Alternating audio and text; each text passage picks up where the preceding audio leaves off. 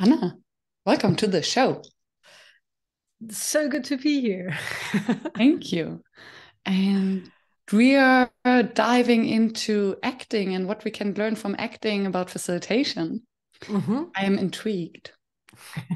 And before we're getting there, I always start with the same question. When did you start calling yourself a facilitator? And I don't doubt that you do.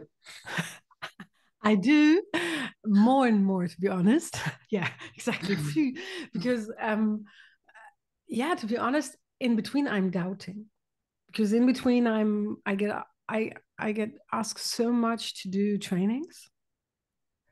That I'm sometimes there had been weeks in the last summer when I thought maybe I'm not.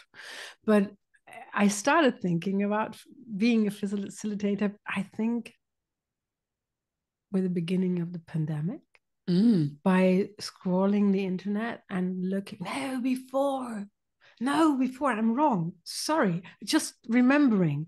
Then it started to be more. I could get it more at the beginning of the pandemic, but thinking about it and looking and thinking, often I'm doing that. That's strange. Was when I was looking for uh, um, other techniques and ideas of transforming groups or delivering skills, and I was coming across the IAF. Is that the right? Yes, Yeah, exactly. International And Association of yeah, Facilitators. AIF that way. IAF. One way or the IAF. other. Yes. Okay, IAF, and was really interested, and then diving in all the articles and getting to know a few things, and yeah, that way it started. Mm. I don't know when that was. It was before the pandemic. And where would you see the difference between a facilitator and a trainer? That's a gray border. Mm-hmm. Of course. Um, but I see it there when somebody really asks me to deliver something, ask me to train the group or a group in a specific way, or if everything, and for me too, if I too concrete know what I'm going to do, then it starts to become a training from in my feeling. Mm. Does And that if make it's more sense? improvised, if the outcome is more open, then it's Yeah, facilitation. yeah. Even though if they ask for the same things, like help us being more present in our communication or something like Mm-hmm. that, even then, I sometimes they really want this and that and that and that, and their employees to be able to this and that and that and that after. Mm-hmm. And sometimes they just ask for support, and then things can be more open, and I can go with what the group needs or the person Yeah. in front of me needs. So what I hear is the training is you come in as a subject matter expert to bridge a Yeah, knowledge gap. And facilitation, you're there to more to enable the group so that they bridge the knowledge gap themselves. exactly. And of Mm. course, then still I can help building that bridge Yeah. with my knowledge and skills, but um, then I don't know so exactly what they need then. And Mm. then the training, I know quite exactly before already. Things are quite more clear somehow. Nice. Yeah. So there's a clear, true, because with facilitation, we know we have a goal or we have a purpose, but the explicit result is unclear because it needs to come out from the group. So it has Exactly. still to emerge. And I don't know the way to get there. Sometimes Yeah. I know, I have a feeling for, oh yeah, of course I have a clear goal, but the way there is not so clear. Even Yeah. if we pass through all my skills and knowledges, Yeah. I don't know how to get there. Then it's more facilitation. and that's the gray round, the gray part of the border. Yeah. Because sometimes I know exactly from where to where they want to come, and then still I don't know how to get there. Yeah. And then it's a little more facilitation. And on other occasion, it's more training, because they really ask me, please plan concretely. And we want to see the plan before and show us the design. And are you sure this isn't too much time for that? Could we bring something else in there? And I also groups when it's digital, after half a day, saying that this sometimes that had been a little long, and then I have to check, of course, am I not really giving enough in, or is this my looking for what do you need? Something they are not expecting at all, and then not being able to handle it. Interesting. And I actually wonder whether then maybe the bridge between facilitation and training is what we call experiential learning. Yeah. So to create an experience for them to learn, as opposed to us training them. I love that. Yeah, exactly. Because then also, if it's an experience, even after half a day, we are pumped with energy because we're in a conversation with each other. We can speak. Sometimes it's a little bit creative and embodiment. Yes.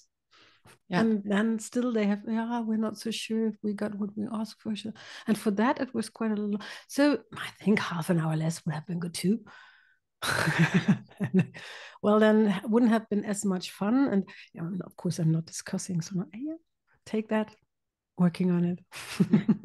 Yeah. Interesting. And so maybe that's also a little German. I'm not so sure, because I just thought I have this feeling more with typical German companies and less with the international ones. Oh, what is it about? Is it because there's no word for facilitation in German? And there's just there's no word like that. Whenever I try to translate it, I just stick to facilitation in German. Because moderation would be the translation, but it's not the same. No, it's not fitting the meaning of it at all. So maybe that's why. And we're so clear in Germany about how things are done. Like I recently found out that the systematic coaching is not the basic of everything everywhere in the world, only in Germany. So in Germany, a coach, you get asked, are you a systemic coach? Mm-hmm. And it's somehow also a quality measurement. If good, if not, let's talk. What is your background? So how would you, for the audience who doesn't know what a systemic coach is, what is the difference between a systemic coach and a normal coach, non-systemic coach, holistic coach? Whenever one of those other coaching ideas, which there are a lot, I think there's it's just one way to watch a system of people and communication, a way of people communicate with each other, and it's one way to have a look at it, have a higher point of view on it. And there are a lot of others, of course, but in Germany, somehow everybody thinks that's the wisest way to do it. The Holy Grail. Myself, I was so surprised hearing that it's not this. It was really, I have to be honest, I really was so surprised to find out, well, it's not like that all over the world. No, it's not. Okay. So we're in Germany thinking we need something like a quality stamp.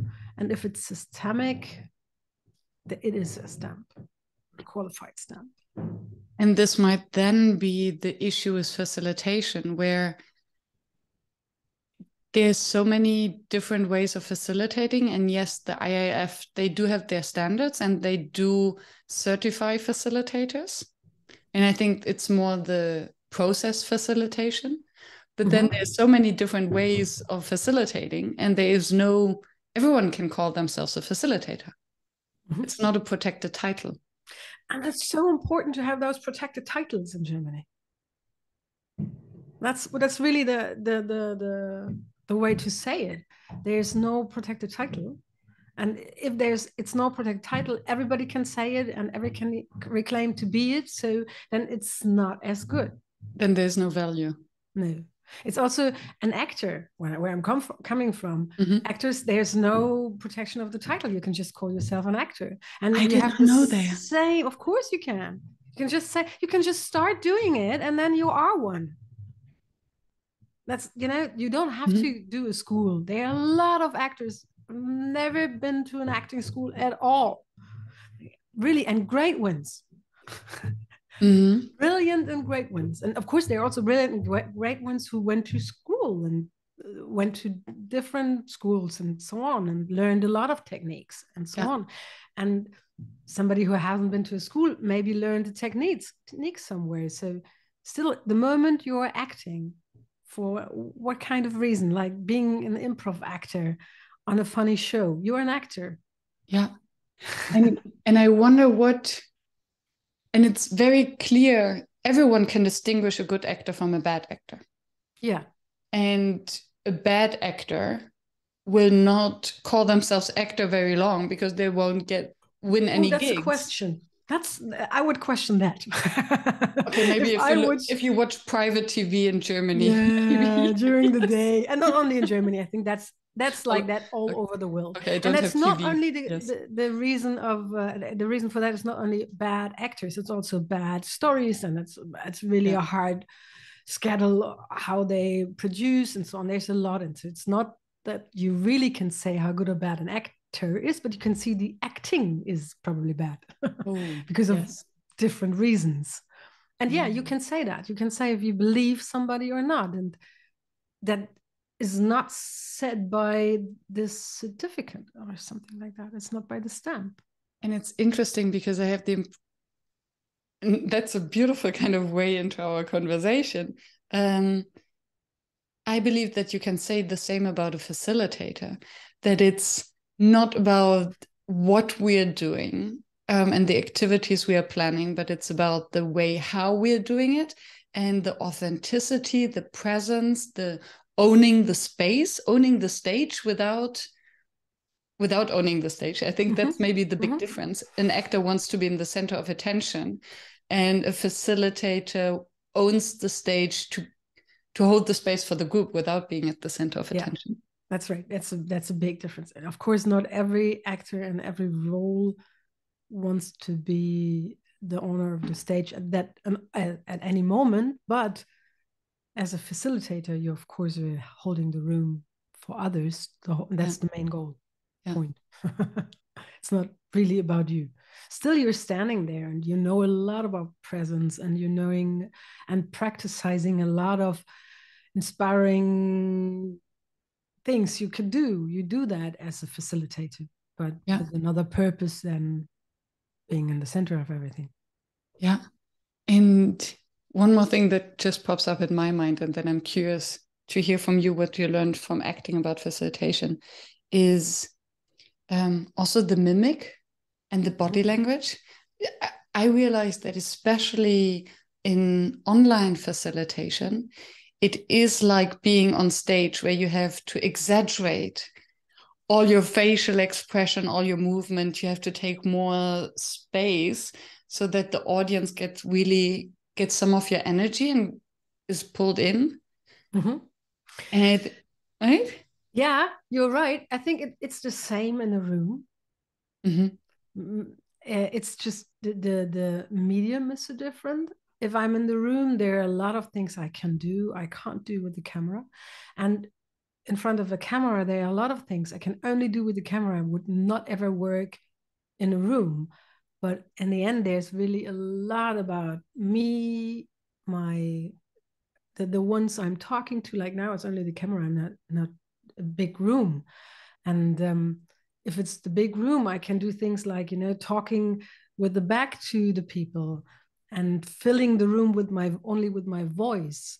I can do completely different things with the same with also a big effect. And of course, you're right.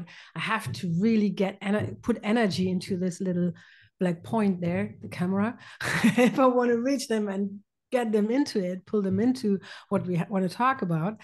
And it's really helpful if you use whatever you have. But it's all focused on this little point. Yeah. Yes. And that's different in a room. It's the sending point is different. I can have you in my mind with this camera, and if somebody else is listening or watching, that one would feel the same, in the same way meant, even though I'm not thinking of him or her. And that's the magic about the web conversation. Yeah. It's like one too many. I call it the Prince effect, because it's like being Prince on a stage and giving everybody there the feeling, I mean you, only you, nobody else. And this is what you can do in online. You can't do the same in a room, of course. And on the other hand, in the room, you can use also the things happening beside what you do. And you can initiate things coming from there and make it bigger or going somewhere else. So it's more like a direct to them for me, to talk with my old language. So you can basically, if I understand you correctly, also play with perspectives, kind of literal perspectives, by turning their attention, moving in the space. Using the space. Shifting the focus. Yeah, you said you're using the space you're having here digitally, with the camera, knowing exactly what the frame is, and, knowing when you get out of this frame, and knowing that you really have to give a lot to this little point. And but in the end, it's, I think, no, it's just different. I thought maybe it's less energy. You need less energy to do it, but that's not right. It's just different. Yeah. And then maybe it depends on the personality and sensitivity, and also on the group. So for instance, I absorb the energy of the group a lot. And I think it's even independent of whether it's online or offline. But I have the impression when I'm online, I shut down and then I can recharge. Whereas when I facilitate in the space, it asks me even more energy, because I absorb the lot so much. And it's more difficult to just send them into a breakout room and recharge for myself. And I think it's much more difficult to know when to handle the energies. In this way, it's me with this camera and my imagination of whoever I'm talking to, and what I'm seeing on the screen and so on. But in a room, I of course have to see everything, and by that I get everything, also any energy going on there, and to handle that it's not really getting into you. That's a training thing, to be honest, I think, and maybe also a talent. Being more able to not let to protect to protect yourself of everything, or to know what to let in and what not. And as I'm talking about it, I think you have to be in training for that. So possibly I'm not in training anymore with groups, I think. But for that, I love it if I just do 1.5 hour sessions and then have big breaks if I'm in groups, because that's somehow the time I can handle it good, and then I need not really recharge, but as in no time, a little green and 10 minutes walking somewhere and having nothing in my mind, and then I can start again. But it's a question of not really letting everything in. Yeah. And I wonder whether On the one hand, I think sometimes we misinterpret the signs online. So, for instance, what does it mean if someone has their camera off? Does it mean that maybe they don't want to show their background, but they're very engaged? Or is it because they're not engaged and they're doing something else? And then it's the story that we are telling ourselves in our heads.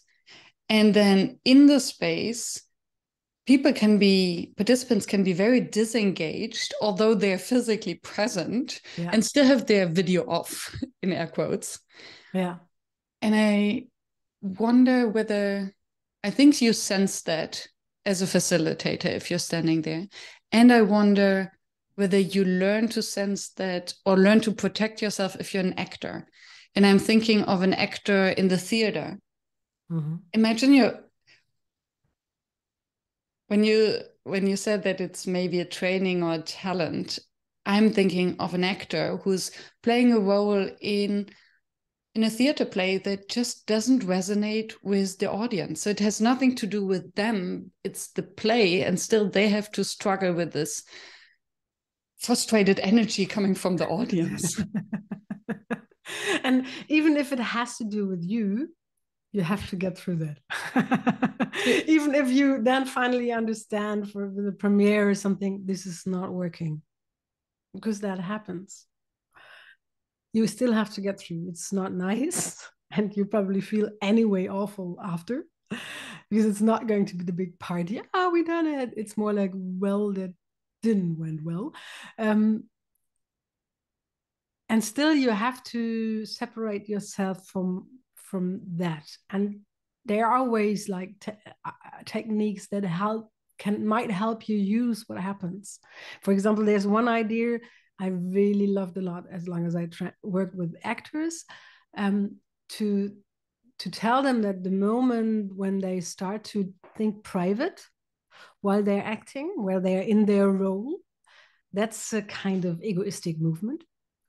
Like, for example, if you're in your role and you find out what the audience is not reacting, I don't get them, then you don't say like, then you say you're playing Julia, Romeo and Julia, and the audience is not reacting, then you're thinking, oh, I'm not getting them. Julia is not thinking, I'm not getting them. It's Anna who's thinking, I'm not getting them.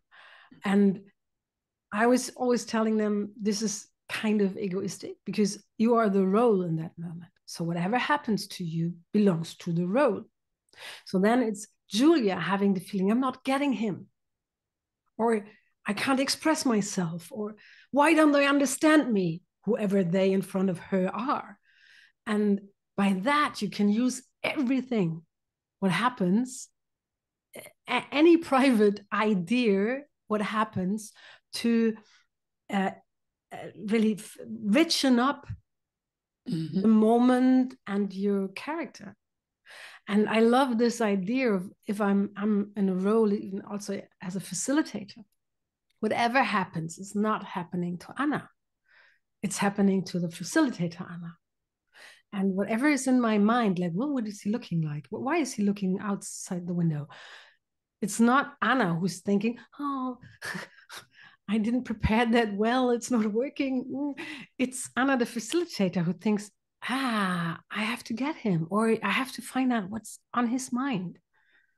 And that way I'm never starting to, I can't, and I really, to be honest, we really have to train that. Because stuck up with your own story, that's something we do during the whole day. So not doing it and giving it to something else, some part of you only, your role you're having there. That's a training thing, for example, but it works. It's beautiful because it helps us from projecting. So us projecting all of our fears and all of our traumata and inner childs and family stories on these poor participants who trigger us. And this external perspective on us is then also bringing some objectivity in. So the self-talk. And it motivates. That's the funny. That's the most beautiful thing about it. It's instead of blocking me, like what is going on there? What is going on there? Into what is going on there? What is going on in his mind instead of what is going on here? Why can't I handle the situation? Am I bad prepared or whatever? Yeah. It's more like, what is going on here? It's the same question, but it's different. Yeah, it's almost from problem focused to opportunity focused. Yeah.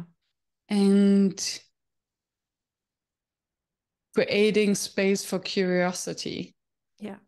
By switching the role and not making it about us, but about the role and serving the group.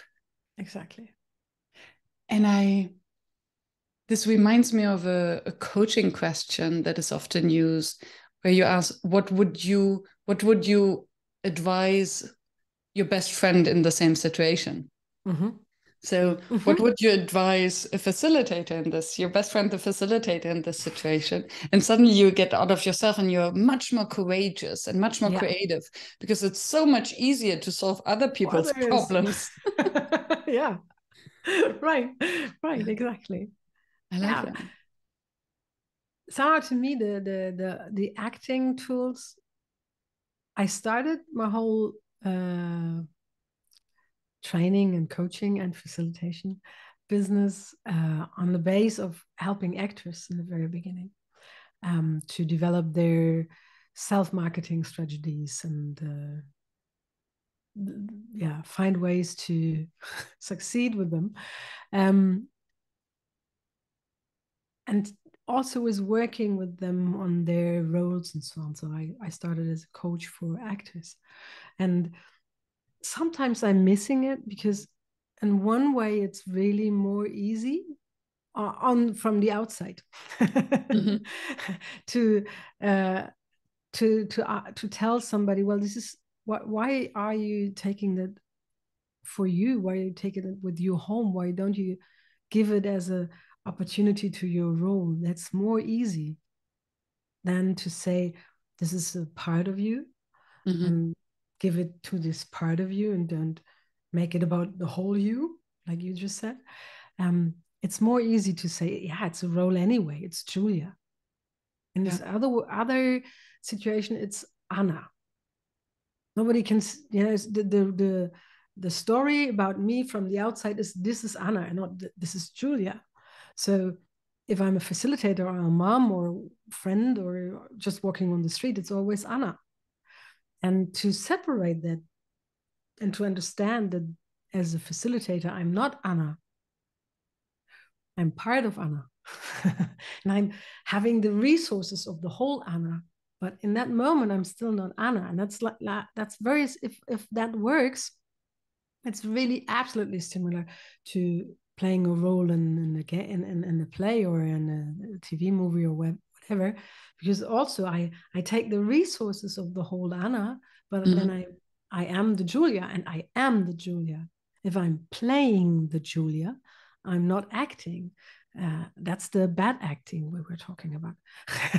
It's when I'm pretending to be Julia and not Julia, because acting tools are about using this body, my body, in exactly the way that produces that drama or love moment or whatever happens in the script. And I have to use the whole body and the nerve system to make it real. And for that, I have to believe it. And for that, I have to be it. And that's very, so if I go that far with acting, it's very similar to Anna, the facilitator. Can I get it right? Yeah, and what I hear is, what I'm curious about is the authenticity piece.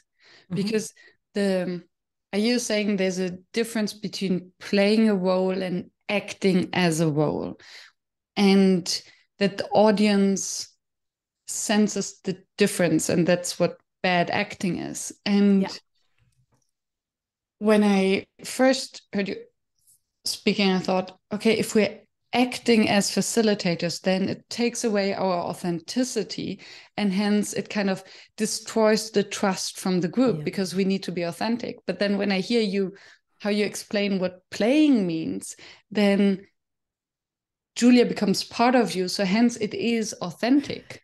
So how do you... There are no two same Julias. If you would play a Julia, she would be so different to mine. I love to use Julia when I'm explaining things like that, to use the Julia, because I've never played a Julia. I would have never played a Julia. And if a director would have, director would have decided to take me as a Julia, it would have been the funniest thing ever, because it's not possible for me to get into to play a role authentically, which is not searching for the truth. My roles, and that's, because in that, what is the problem here now? How does that come again? My Julia would always say, how did that happen again? And it would be so different to the classical Julia and your kind of Julia. So there is no one Julia, because there's only the Julias of all the actresses who played her. And with that in mind, maybe that helps a little more to understand what acting is. Good acting. Now maybe start the other way around. There had been a time where acting, as we often think about acting was the way it was done. We were loudly pretending how Julia is, and then showing everybody how Julia is and was and what she is about and so on. But this is not how we, since a long time already, since Stanislavski started with that, I think 1890 or something like that. So a long time ago, when nobody else around, the bioenergetic people were starting a little later already with thinking about, there's what is authenticity. And Freud at that time started to think about what is the human being and what is the mind and what is my feeling of me and so on. So it was the same time when Stanislavski in Moscow started to ask him how can we be more truthful on stage, and worked on techniques to achieve that. And that's already long ago. And since then we developed these techniques, and they are all about reproducing a real moment. Thank you for elaborating that. What I just realized is, if I understand you correctly, back in the days, it was more like there is an expectation from the director and from the audience. And as an actor, I'm trying to fulfill this expectation. So I'm pretending, and I try to copy as much as possible. Whereas today, it's about the interpretation of the role and the adaptation. So it's not about...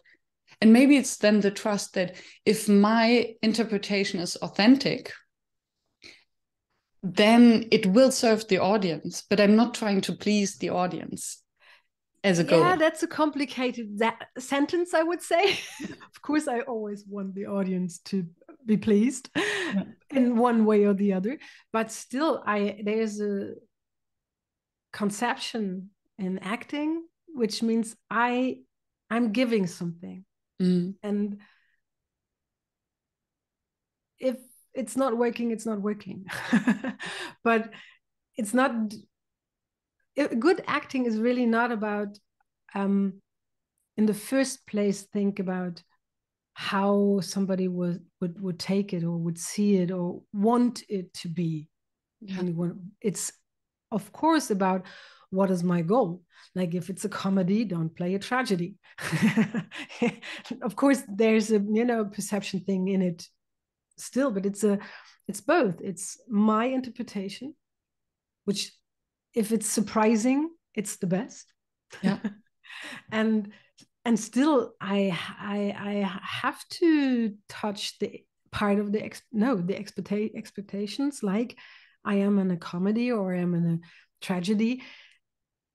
And on top of that, sometimes I can deliver that better by not giving it.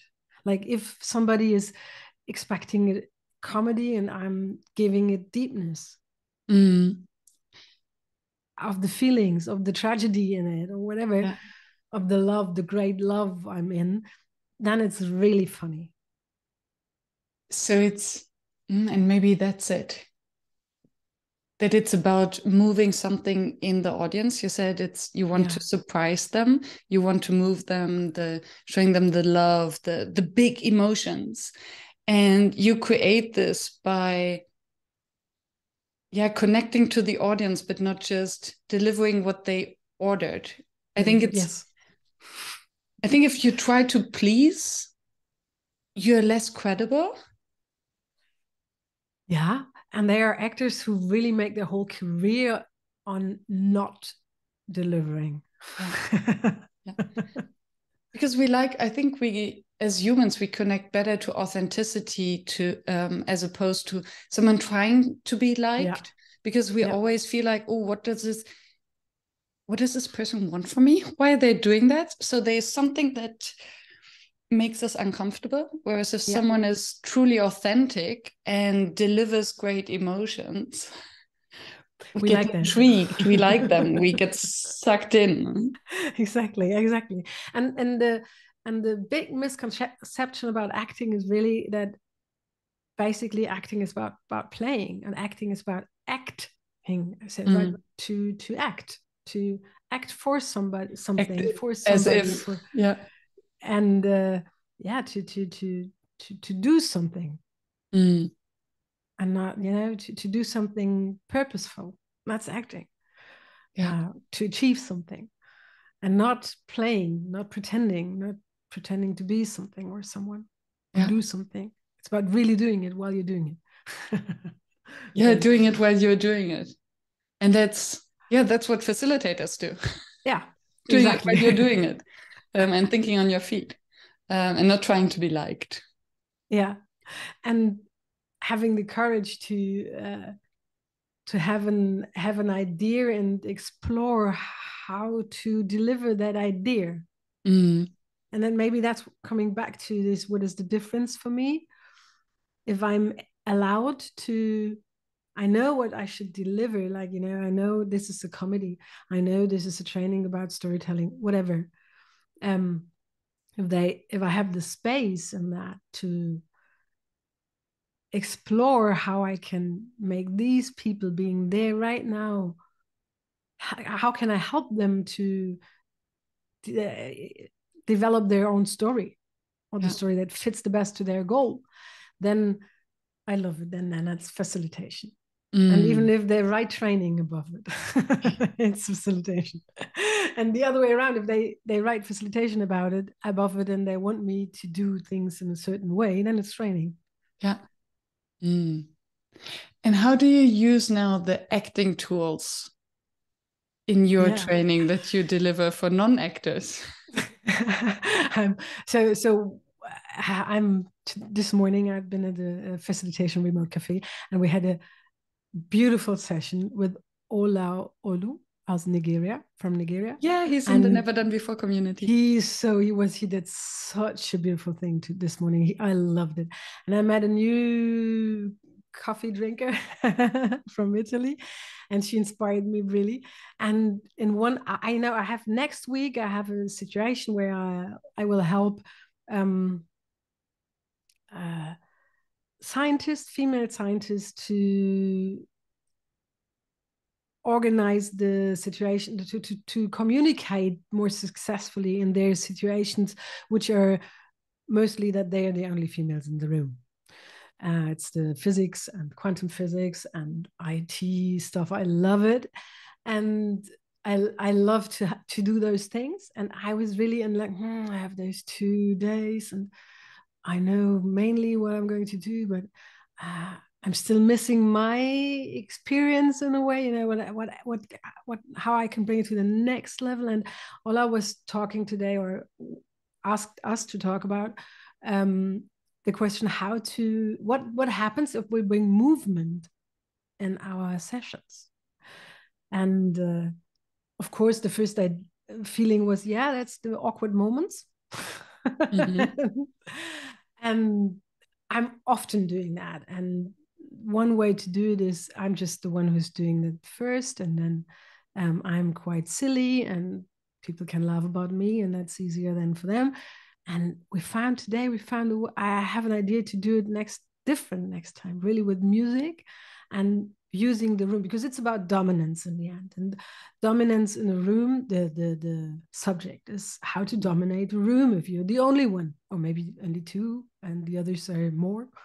How can you still be seen and still deliver your story and whatever you can bring to the table? And for that, the room is really important. So where you're standing, or if you're clutching together, the two of you, or if you're, at other different places in the room. Of course, the feeling is let's stay together, but not doing it and giving the others the feeling there are more than one people around, because I have to look right and left to hear them. That gives an individual the feeling of there are people around me and not one idea, which I can overhear, of course. And two people are less easy to overhear, and at three different places, even less. And so I had this idea of doing this old acting exercise, like you're on a plate.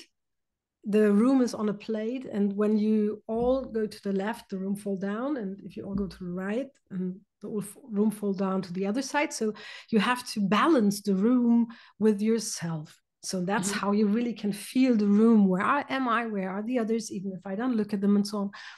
And then I thought about, yeah, that's a great idea. I'll bring music in it at one point. And first slowly and then jumpy. So let's see if that works. I'm really excited about this idea, because of course they're scientists. And this will be hard work and risky for me to try out that. But I think there are no other ways to experience myself in communication than trying it out and out in the room.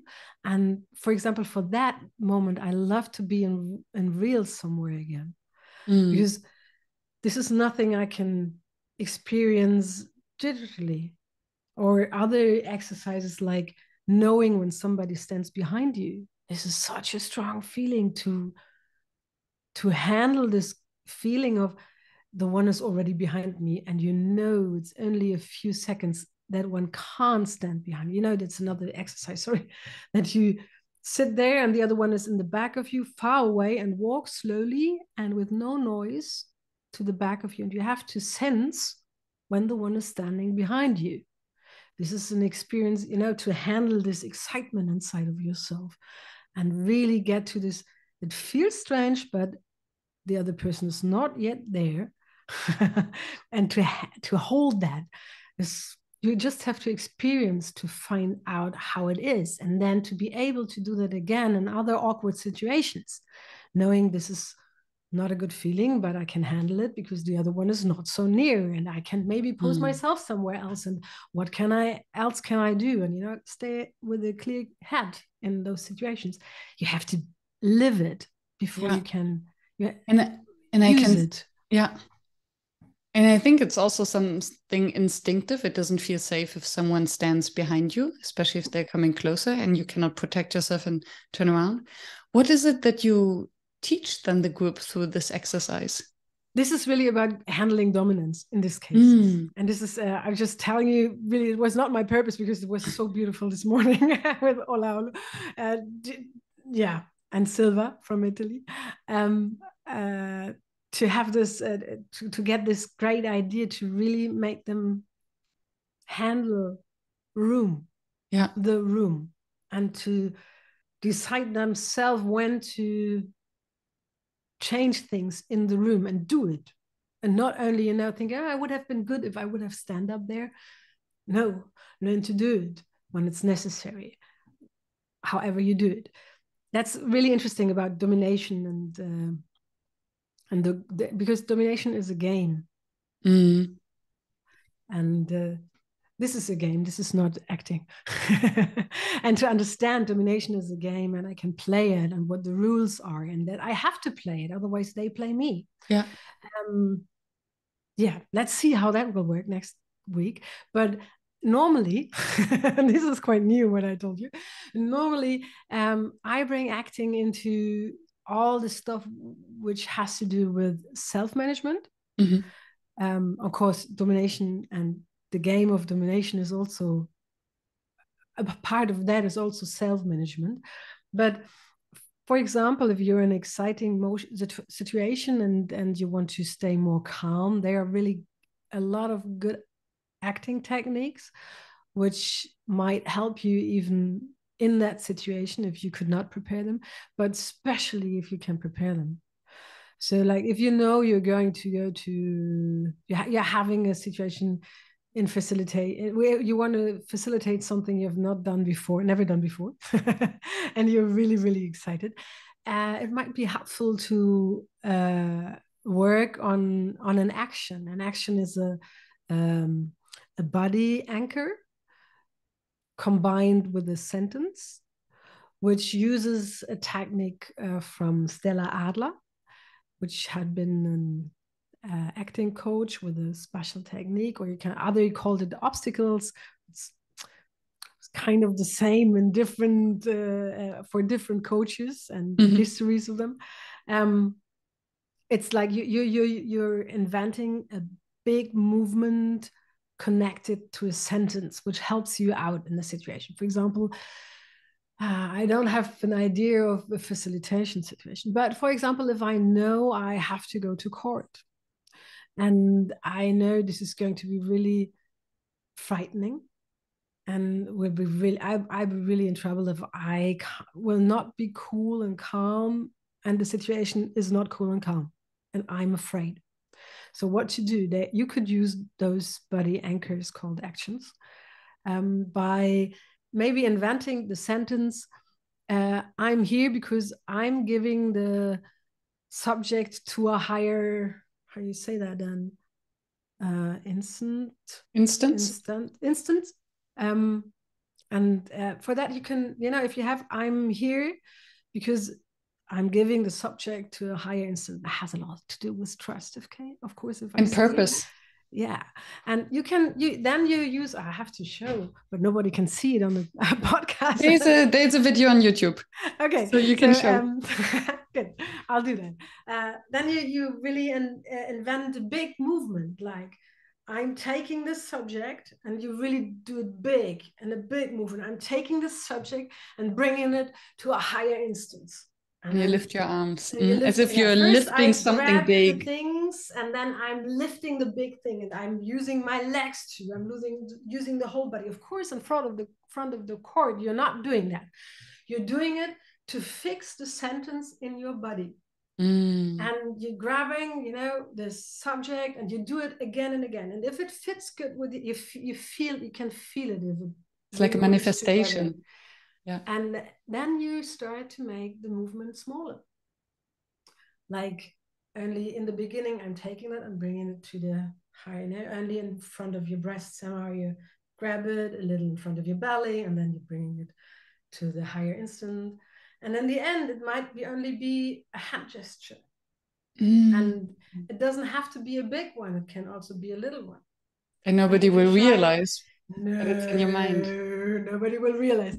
The most beautiful thing I've ever seen with somebody I did that was stage fright too, before a big how you say Prüfung? Examination, exactly. And he was so frightened. And in the end, and I saw the examination, he was putting everything in his eye, and in a blink of his eye, he was really, when he felt it coming, he just blinked slowly. And in this slowly blinking with his eye, everything was manifested. And this anchor in the body anchor was so connected to the feeling and the sentence that you could immediately see that he could breathe deeply. It was so beautiful because such a small movement, only the blink of his eyes. That's such a good tool. And I think for facilitators who, yes, might be courageous in front of the group or stand up to speak out and challenge a group or a client. This is very, yes. And even the exercise you mentioned before about the dominance, I think for facilitators to sense and feel the impact of where they stand with a group, without a group, in front or in the back of a group. To feel it and the impact it has. What's the impact of me standing behind a desk, the group sitting behind desks or sitting in a circle without desks? Yeah. Me standing in front of them, in the middle or in the back? And also, if you really go with the idea of the floor of the room, is you have to balance it, and the whole group is on one side and you're on the other. How much weight you have to bring to the room? Oh yes. Yeah. For example, and that's where this was this acting thing is this action thing technique is one thing. This handle the room and learn to be present, to learn to how your voice is some kind of bringing you and what you bring with you into the whole room. And that's why you really can put your voice in the room. The room can echo your voice and then what you bring to the room and to the situation. You can work with your voice in the room. That's another way to train what you could train, which could help. And then there's one thing I'm not so good at yet. I'm still working on. I have an acting coach I really, really admire, Dominique Schut, and she's working on the Chekhov technique. And I'm still, trying to get it in. It's not where I'm coming from, basically, but I love it because it's so impactful and it's so it's working and using your resources, so everything you're bringing with you anyway, but it can go beyond that because it's so basically how our body functions and how our nervous system functions. Like they're different. They decided to have different types of energetic people, like the floating and the molding character and the staccato. I'm often a staccato, for example, naturally. And I just have those twos on mind right now, but because the maybe they're mine. That's why I'm so clear with the staccato and the molder. What are the others? Floating, flying. Floating is 5 or 6, and to know about that, what you bring with you, and to learn to sense what the others are, can really help you to communicate. So if you're a flying person is somewhere else all the time. I can be there too sometimes. But if you're talking to somebody like that and you're staccato, talking, really meaning it, and want them to listen now. And there's somebody trying to really explain what's happening and can't really, and you're trying to explain what's happening. Yeah. Then, of course, it's not working. And the other one is not in the situation to handle it, but you are. So you can, as a facilitator, to see it, you can ask to get more grounded before you do anything else. You can maybe try what reaches that one with, maybe using more floating gestures and tones, or molder, which is this, creating things. And you can, as soon as I say molder, my hands are starting to modulate the air, which is there's nothing in the air. And maybe that helps, or it doesn't help. And it's more I have to be like water. That can really, really help you to understand somebody, and maybe also to help people out of situations. And I find this interesting. And I wonder how you identify. Is it just through the pitch and how they speak, or is it how they communicate, the words they use to communicate the language? Is it those who blabber more? It's the gestures, it's the words, it's the energy in the speech, it's the tone. it's the body language. So if you start to learn those characters, it's called, you just do it about the body language. No sound at all in the beginning. It's only body in the very beginning. Like, floating, flying. Yeah. Jumping around, being in the air the whole time. And staccato is more energetic, walking. More determined, maybe. Yeah, exactly. More determined. Exactly. And it reminds me, I had Tom Goldhand. There's one important thing I just forgot. I love this tech. I'm not so good in it yet, so that's probably why it drops in my head all the other good ideas. Like, it's a big difference if I'm doing the things down on an eye line or up. If I'm floating up, it's different than if I'm floating on my eye line or if I'm floating down. And molding the same. And you can work with that too. I'm just thinking of another recent podcast episode I had with Tom Goldhand, and he's a dance teacher. And he does check-ins with a group where everyone says their own name and the name of the person next to them. And he uses this check-in just not for everyone to learn their name specifically, but to get a sense of the energy in the room. So depending on how fast the circle goes and how people would pronounce their name, how loud their voices are, how their body posture is, he knows exactly what the energy level of the group is. And I can imagine that combining it what you just said, even a simple check-in, say your name and where you're calling in from, and show me maybe how you're feeling right now is like, and if you know those characters, you could really use them. Oh, I'm just this way, and exactly, I'm here. Yeah, exactly. My name is Tom. Yeah.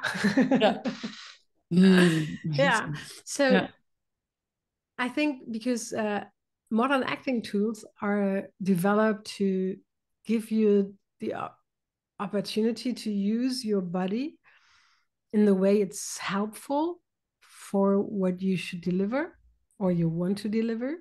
And again, like if you're filming, you have to do it again and again. It's never the same. It can't be. We're not able to do something exactly the same, not twice. Not to talk about 40 times, but not twice. So still you have to have a direction. Otherwise you can't cut, you can't edit it in the end. You have to have, similarities. And to be able to do that, you have to really be able to find the trigger in your nervous system, which deliver what you need at that moment, even though it's not 100%, it's quite the same. And only that with whatever technique you use, because there are quite a lot, really interesting ones too. I'm still really, by now, as I'm not an actress anymore, I'm going on like, I want to learn this and I want to learn that. And my problem is I don't want to learn those texts anymore, but without, you can't learn the techniques.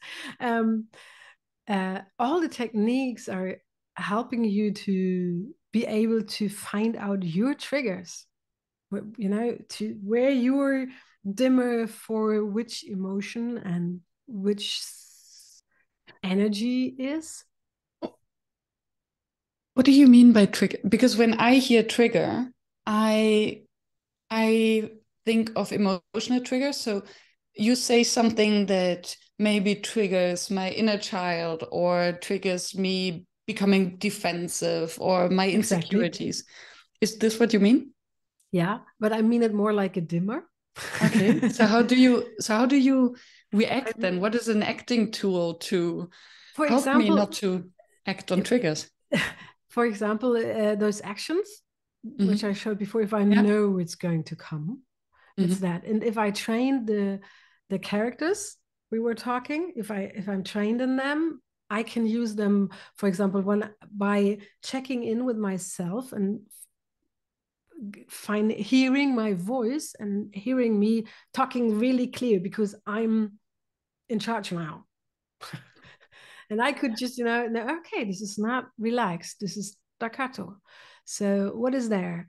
And how can I change my body and my posture, for example, to, regulate this energy? I can't get rid of the energy. It's there. It's biochemical energy. It's not gone. It's, cholesterol is in your body if you don't feed it for 20 minutes before it's all gone. So you can't say it's not there. It is there, but you can try to give it another way to be seen. Like if something happens which triggers your inner child and it feels unsafe and insecure, and that's why another part of you starts to fight and talking like this and explaining the people where they are and what's going to happen now. And you yourself are recognizing it, like, oh, wow, what's happening here? And it has to do with the posture. The first thing would be, where can I get loose? Maybe finding out what your breath is doing right now. What's your belly doing? That's the most important part of your body to regulate yourself. It's the muscles of your belly, to be able to get them hold on and loose. And then if you train for example, the characters, you could just start to be more flirtive. And then the cortisol is still there. So you still have the whole energy, and it maybe will be a little more, energetic as floating in the very beginning. But as you're floating, instead of being a staccato, you regulate yourself down, not immediately, but in the end. And if you're trained in that, it gets faster and faster. You can click by that, because in the end, and those techniques are made for actors, and an actor might be in a situation where it comes out of a scene where he or she just fought somebody and was really pissed and runs out of the door and, make the door really slam, and the slamming the door makes even more energy in the body. And then he has to run around the stage in the back, and on the other side, coming in next day, being charming and nice and maybe in love. An actor has to be able to do that. And it's possible if you're able to change the gestures, your body, it's still the same cortisol peak in yourself. It's the same amount of cortisol in you, but it's by running around, you can't get rid of all the cortisol you just pushed in yourself. You get rid of your adrenaline and noradrenaline, because this is gone by speaking in minutes, really only a few, but the cortisol is still there. So what to do? You can use it. It's all about interpretation. And you can use your body to interpret the amount of cortisol you're having in. This, I love that one, the bridge experiment. No. About they had been I love this experiment. It's about how we change our perception of what happens with us. And there was a beautiful girl or a beautiful guy in front of a hanging bridge. Everybody who's on a hanging bridge raises his heartbeats. It's stressful. Cortisol is rising. There's no other way. You're looking down hundreds of meters. You just get in trouble.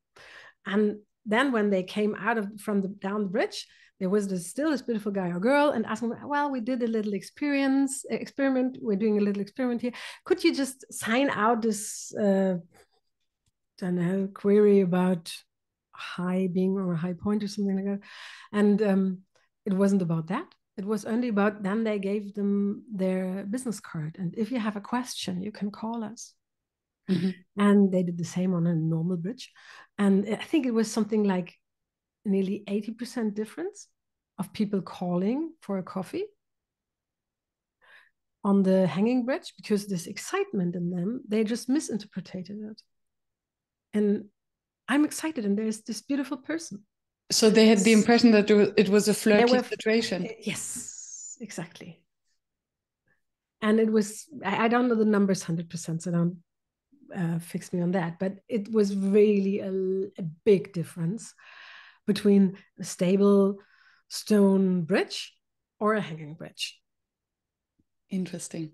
And this is the important part about why it's possible, to run door slapping out of the stage on one side, on the left side, then run behind there, having maybe somebody doing something to your hair, giving you something else to dress.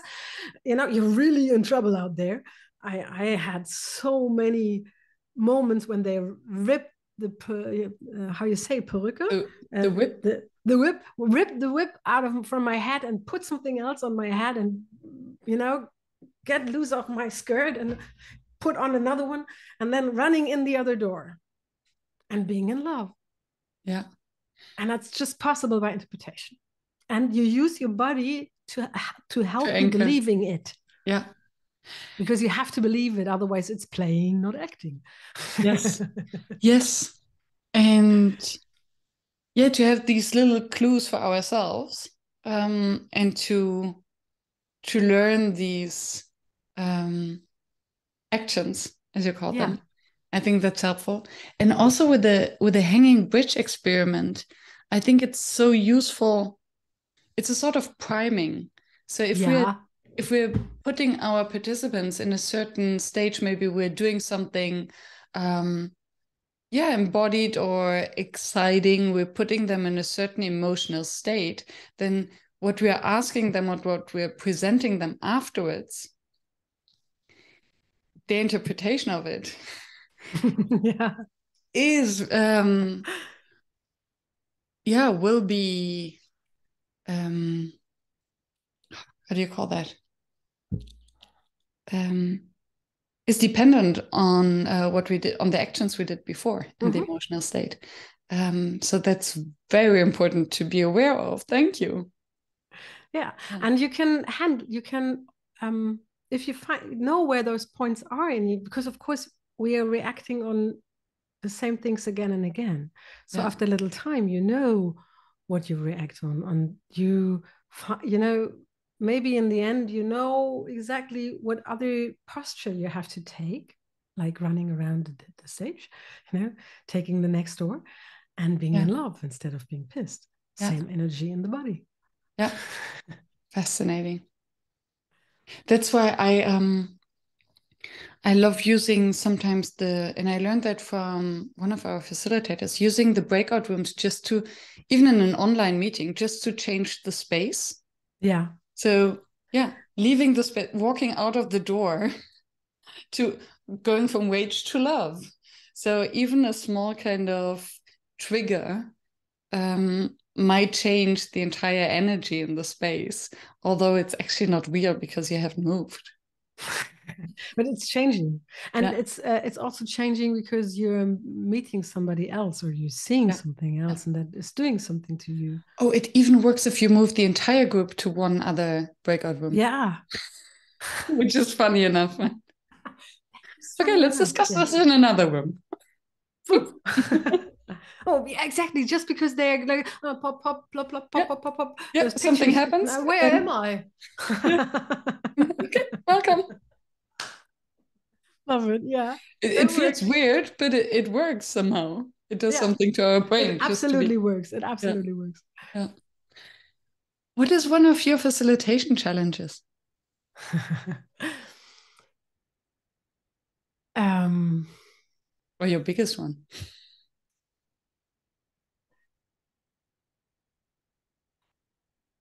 The biggest one until now was really to understand how important time boxing is.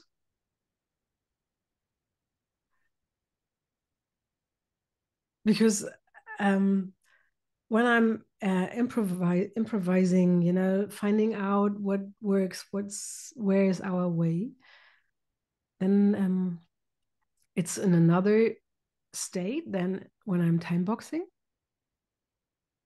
And there are a few things which are only working with a clear and concrete and not loose time boxing. If I'm doing facilitation, like, sending out, bringing back, like having the time in mind. And this is hard. for me, because if I'm improvisation doing, finding out what they need right now, I'm really often just in that moment and not the time in my mind anymore. And still learning. Time passes so quickly when we're having fun. Yeah, exactly. And if you get into something, with me, it's that way. If I'm really in it and still having the time boxing in mind and the whole thing, and the arc, the arc, and still the idea where I am on my time schedule planning, and of course when I'm improving what's going on, where we're going, I'm having this in mind. But when I'm start working, I'm often losing it. That's my biggest challenge right now. It's a good one, because I think it's this balance between sensing what it is that the group needs and holding the space for whatever emerges. And this is usually where the magic is, right? Yeah. So you sense that, okay, I'm improvising, I'm going off script, something is emerging. There's something here. We cannot just move to the next activity. But then in your mind, you basically have to throw away the entire agenda, think, okay, how do I still get them to the space where I need to go with maybe less activities? To hold the space for the emergence. And while you're with them. Really with them and not pretending. Presence. This still is listening. Really, this is really challenging to me. Yes. And that's where, the listening and the presence comes in. And then just moving into improvising state.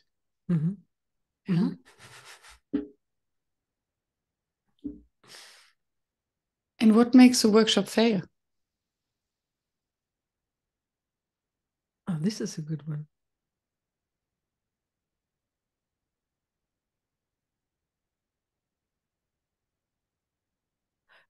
If I'm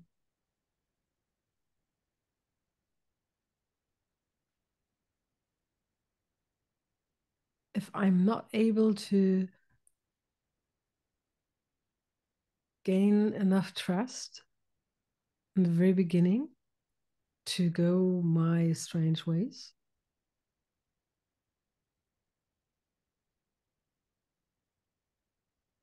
Sometimes it's about perception, what they thought is going to happen and what's really happening. And sometimes it's about that I'm not really clear in to whom am I speaking, and then, of course that's the same. Then if I'm not clear about to whom I'm speaking, then of course their perception of what I'm going to deliver is not fitting. So it's expectation management, understanding the group and their needs. Absolutely. And I love the trust part that you mentioned in the beginning, because in combination with the weird things, air quotes, you're going to do with them.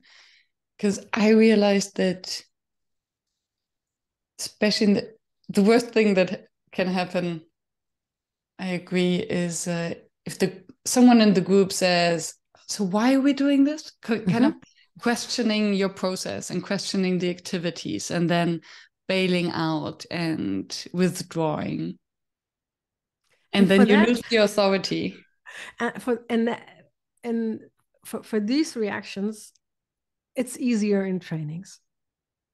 Because in trainings, I just know this is part of domination. I just do what's necessary. If it's a nice one, I'm helping. If it's not a nice one, I'm really quick in putting them to their place. But it's not working in facilitation. Not the same way.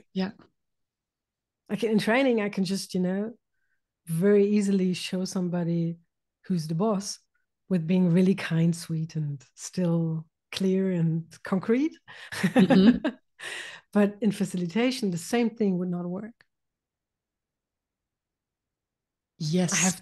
Fascinating. How would you, if you're being your best self, how do you react in these moments? Yeah, I'm just thinking about the worst situation I ever had in training and try to put that in a facilitation situation. And I think I hope I would be so bold enough to just be very vulnerable and ask if we're both right together. Maybe.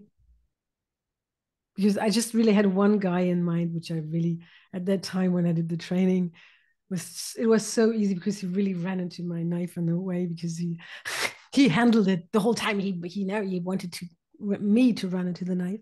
It was an acting context where it's quite had been, I think still is, but I'm not in it anymore. Quite messy, and when they fight in a really awful, messy way, and it's all really emotional, and everybody is, handling emotional knives. So it's getting personal, you mean? Absolutely. And even though they should know better because they're doing plays about it, they lived through all those kind of complication and problematic relation stories and so on. They lived it all, and still in real life they can't see it. It's really strange. They are like, sometimes I think in old, really somebody my age having such an experience as an actor and then handling a situation like a little boy, being vulnerable and making in a bad way himself vulnerable, like insisting on things and being the victim. Exactly, the whole time.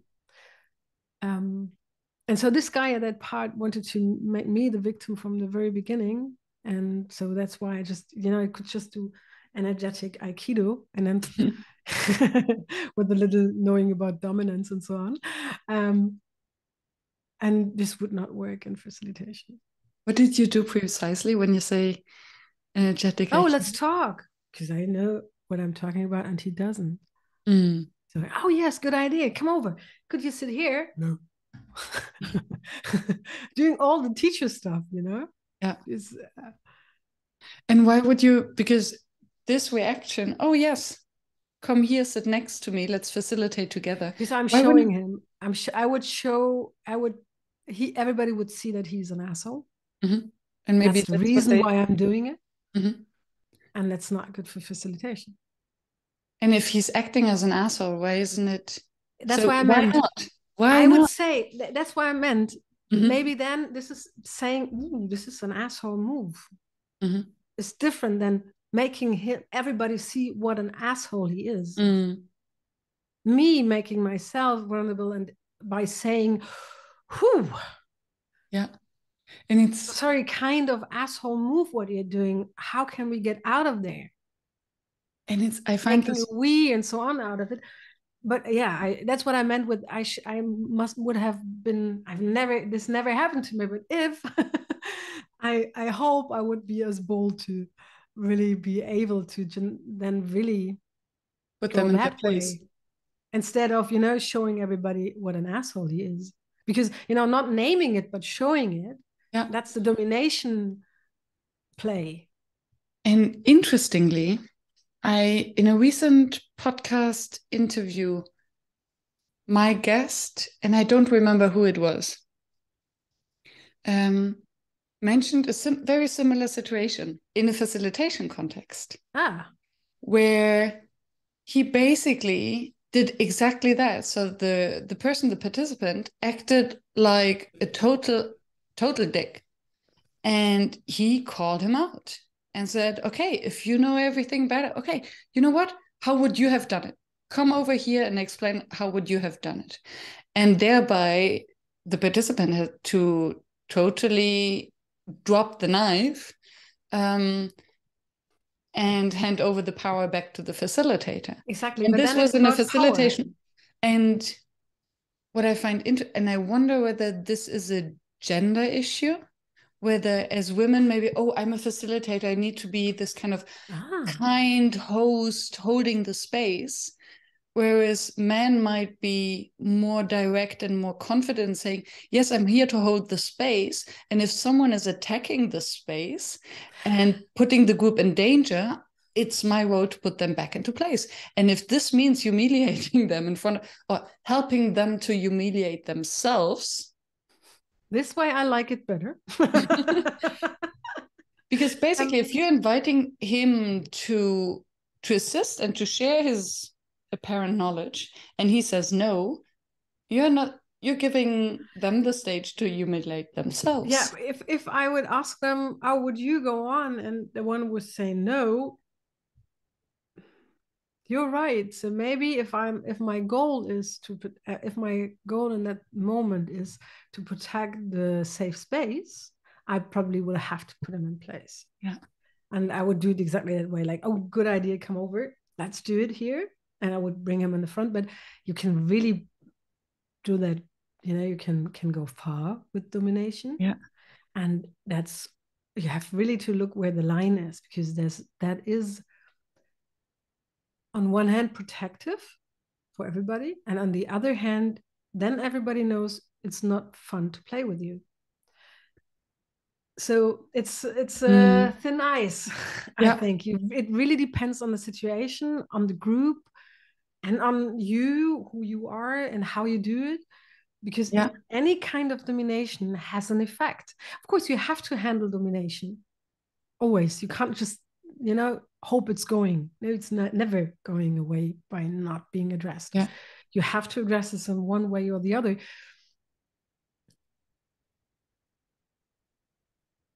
Yeah, it depends. I know what you mean. And if it's there might be situations where it's really good to do it in facilitation too, to protect the situation, the room, the group. But if you do it, you just have to know that's changing the way the people see you. Yes. And that's probably the problem, because it's maybe then it becomes a gender topic. Yeah. Not maybe before that, but then. Yeah, it might. And then I'm thinking back about the actions and maybe our roles we are playing. So as a woman, then if our pitch gets higher and we become maybe too defensive, then it can flip very quickly. So it's really important if we're playing the dominance game, how can we keep ourselves grounded? You have to. Yeah. You have to do the part of dominance is being grounded, being big, calm. Really, how? Starting with making yourself bodily, making your body big, using space, putting chairs beside so that everybody can see you. And making big, slow movements, talking deep, slower, making a lot of points all the time. Also with your voice. Don't let people talk in your speech. And of course, not trying to reach out with your energy. At all. Yeah. And that's a game. That's the game then. Yeah. And the game is fun, to be honest. It's a real fun game. And this goes now full circle to where we started. It is a fun game if you can play the role. Yeah.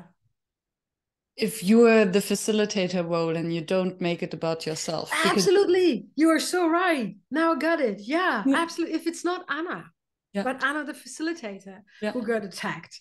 If it's Anna the facilitator, I can play. Yeah. But maybe that is something, it's anyway nice to learn for the whole Anna. I trained it for a long time to really know that it's a fun game. Ever it happens.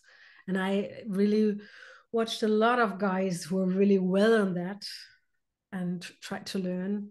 by watching. That helps. Yeah. That's something in an acting school, you're often got sent out to coffee shops to hang around and watch people and to try to understand by watching how they are and what they bring with them and the story and on why do you think the story and so on, you know, what in the movement makes you think that this story or that story, and you have to really write down everything. And there's one exercise, for example, and that's something you can really use a lot if you see somebody doing something you really would love to do yourself, like being really calm and confident when somebody attacks you.